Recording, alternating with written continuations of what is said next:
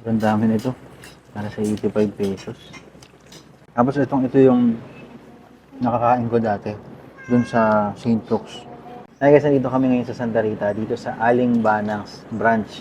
Dito sa may likod ng KFC. Dito sa malapit sa Registered Deeds. Sa mga nakakaalam ng Aling Banang. Sikat na sikat to sa Palabok, Halo-Halo, Tapsilog.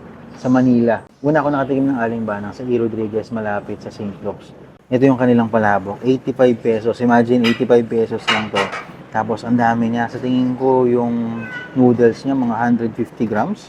Napakadami nito. O baka higit pa siguro. Mga 150 to 200. Tapos, meron siyang lechong kawali o pritong baboy dito sa may pinakaibabaw. Tapos, meron siyang itlog. So, 85 pesos. Napakamura nito para sa dami ng serving niya. Kukuha natin itong pinakababoy niya. Ito yung nakakain ko dati dun sa St. Luke's. Sobrang lambot niya. Tapos, ang laki talaga ng serving. Mas masarap to kung pipigaan nyo ng kalamansi. Pero nandun yung lasa ng tinapa. Para sa akin, masarap siya. Lalo pag titimplahan mo ng patis, tsaka lalagyan mo ng chili oil.